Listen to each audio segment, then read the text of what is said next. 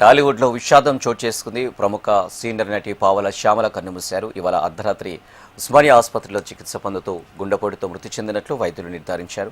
ఆమె భౌతిక కాయాన్ని ఆసుపత్రి మార్చురీలో అధికారులు భద్రపరిచారు. గత కొంతకాలంగా అనారోగ్యంతో బాధపడుతూ పావల శ్యామల ఉస్మానియా ఆసుపత్రిలో చేరింది. ఇవాళ ఆమె తుది శ్వాస విడిచింది. దీంతో ఆమె మృతిపై పలువురు సినీ ప్రముఖులు సంతాపం తెలిపారు.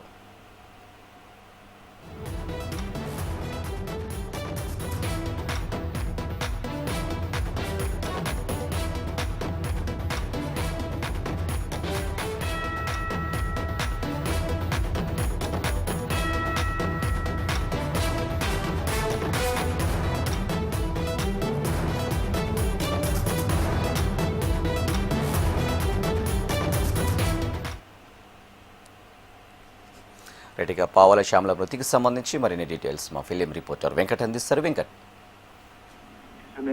తెలుగు సినిమా పరిశ్రమకు తనదైన నటనతో ప్రత్యేక గుర్తింపు తెచ్చుకున్నటువంటి ప్రముఖ క్యారెక్టర్ ఆర్టిస్ట్ సీనియర్ నటి పావల శ్యామల నిన్న రాత్రి 1:52 గుండెపోటుతో మరణించినట్టుగా కూడా ఉస్మానియా ఆసుపత్రి వైద్యులు అధికారికంగా ప్రకటించడం జరిగింది. గత కొంతకాలంగా ఆమె అనేక అనారోగ్య కారణాల వల్ల, ఆమె ఆర్థిక ఇబ్బందుల వల్ల, వయోవృద్ధికి సంబంధించినటువంటి ఇబ్బందుల వల్ల ఆమె ఎన్నో సమస్యలు ఎదుర్కొంది. అయితే వైద్యానికి కూడా నోచుకోలేని పరిస్థితిలో, దయనీయమైనటువంటి స్థితిలో ఆమె జీవనం కొనసాగిందని చెప్పుకోవచ్చు. పావల శ్యామల మరణ వార్త మాత్రం తెలుగు సినిమా పరిశ్రమలో విషాద చేయాలని అనుకున్నాయని చెప్పుకోవచ్చు. దశాబ్దాలుగా 100 చిత్రాల్లో ఆమె నటించినటువంటి సినిమాలన్నీ కూడా ఆమె చివరి దశలో మాత్రం అనేక ఆర్థిక ఇబ్బందులు, ఆరోగ్య సమస్యలతోనే గడిచిందని చెప్పుకోవచ్చు. దాదాపుగా 2014 నుంచి కూడా ఆమె గుండెకు సంబంధించినటువంటి సమస్యతో పాటు శ్వాసకోశకు సంబంధించినటువంటి సమస్యతో ఆమె బాధపడుతూనే ఉంది.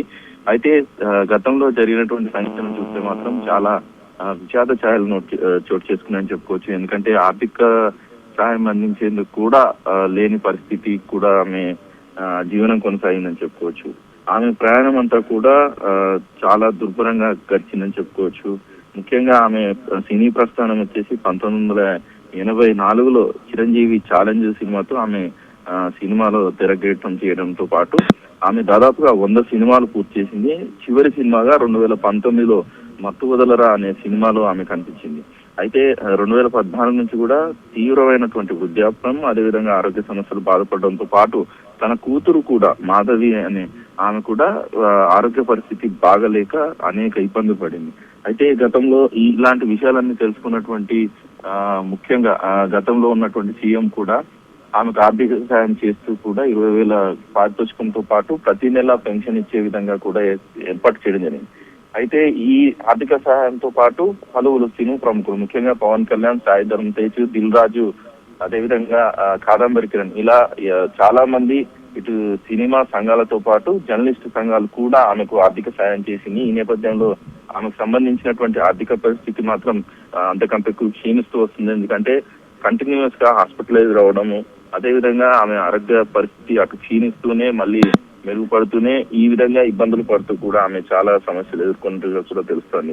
మొత్తం మీద ఆమె గత 4 నెలల క్రితం కూడా విషాద ఛాయలు నోట్ చేసుకున్నాయి. ఎందుకంటే ఆమె ప్రైవేట్ గా వేరే రెంట్ లో ఉండేది.